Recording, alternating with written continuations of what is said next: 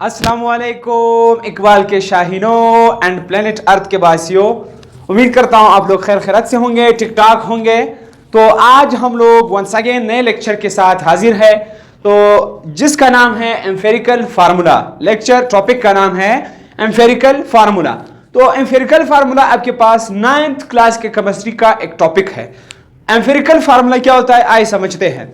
तो हमारे पास जो है empirical formula, the formula which shows, वो फार्मूला जो कि बताता हो, जाहिर करता हो द सिंपलेस्ट रेशो। सिंपलेस्ट का मतलब क्या है?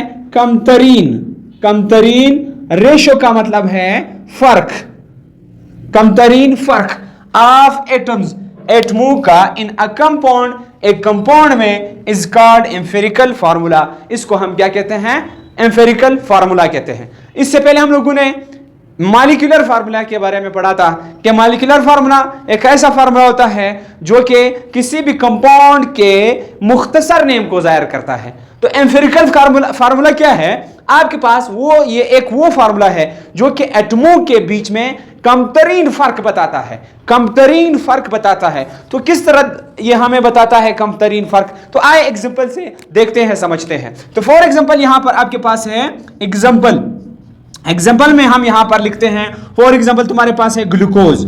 अब ग्लूकोज एक कंपाउंड है, ये एक कंपाउंड है, इसका फार्मूला जो है वो है C6H12O6। अब आपके पास ये इस कंपाउंड का मॉलिक्यूलर फार्मूला है।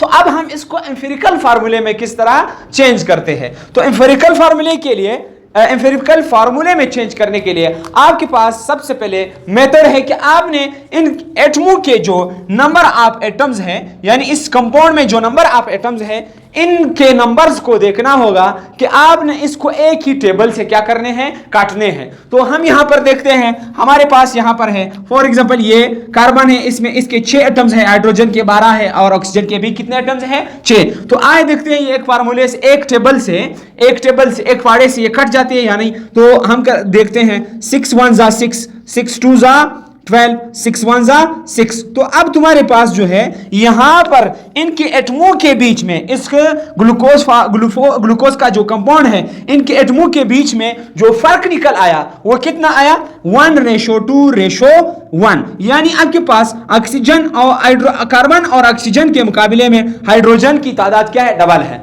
तो अब आपके पास इसका जो एम्फेरिकल फार्मूला बनता है वो है CH2O। CH2O। अगर C इधर 1 नहीं लिखा है, ये वाला 1, तो ऑलरेडी ये मौजूद है। तो एम्फेरिकल फार्मूला तुम्हें क्या बताता है? किसी भी कंपाउंड के में जो एटम्स होते हैं उसके कमतरीन फर्क को बताता है कि इस कंपाउंड में आपके पास जो है यहां पर कितने एटम्स हैं? इस कंपाउंड में कार्बन के 6 हैं, हाइड्रोजन के 2 हैं और हाइड्रोजन के 12 है, ऑक्सीजन कितने? 6।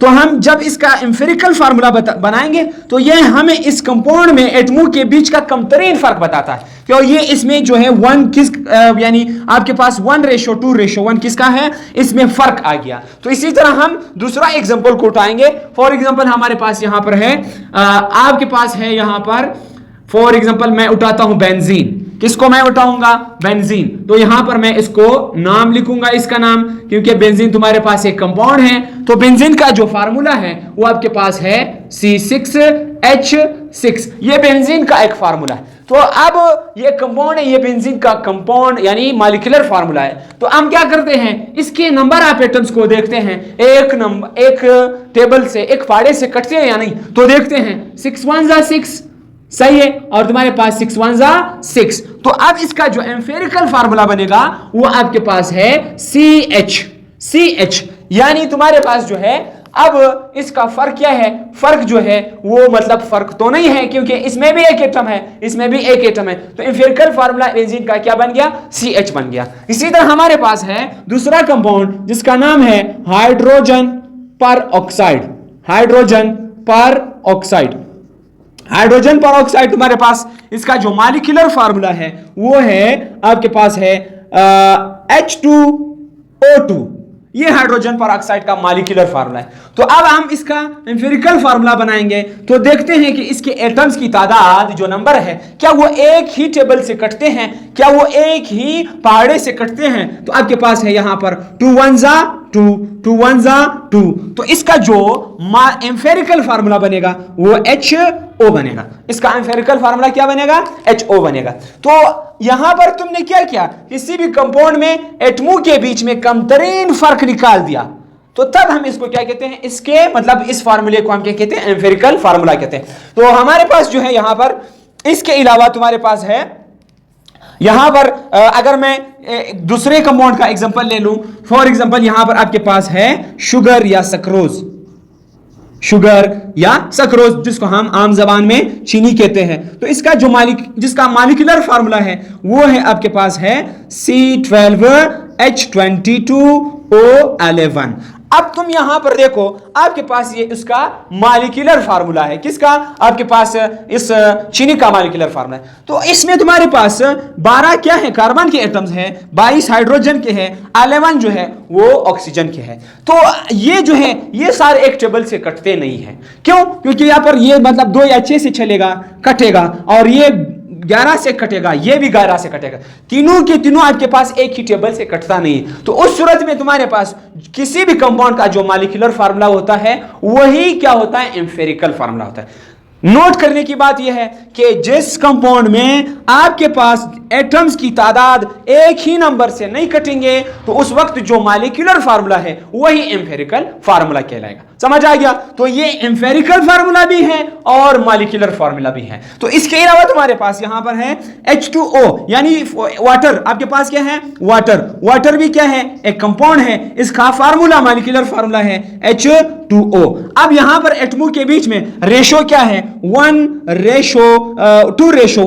2:1। तो ये 2 और 1 एक ही टेबल से नहीं करते हैं, एक ही टेबल से नहीं करते, एक ही पाड़े से नहीं करते। तो इस सूरत में जो मॉलिक्यूलर फार्मूला होता है कंपाउंड का वही क्या होगा? वही एम्फेरिकल फार्मूला होएगा। इसी तरह तुम्हारे पास जो है यहां पर मैं तीसरा कंपाउंड अमोनिया लिखने जा रहा हूं, अमोनिया। अब अमोनिया का जो मॉलिक्यूलर फार्मूला है वो है NH3। तो यहां पर एटमों के बीच में जो रेशो है 1:3 है, यानी हाइड्रोजन नाइट्रोजन के मुकाबले में 3 गुना क्या है? डबल है। तो अब आपके पास ये 1 और 3 भी जो है एक टेबल से नहीं कटेंगे। तो किसी भी कंपाउंड में जब नंबर ऑफ एटम्स एक ही टेबल से नहीं कटेंगे तो वही जो मॉलिक्यूलर फार्मूला होगा वही तुम्हारे पास क्या होगा? वो एम्पिरिकल फार्मूला कहलाएगा। तो उम्मीद करता हूं आप लोगों को लेक्चर समझ आ गया होगा। ये आसान सा टॉपिक है, तो अगर लेक्चर समझ आ जाए तो आप लोगों से रिक्वेस्ट है चैनल को जरूर सब्सक्राइब करें और लाइक करें, अपने दोस्तों के साथ जरूर शेयर किया करें। तब तक के लिए इतना ही। अल्लाह हाफिज।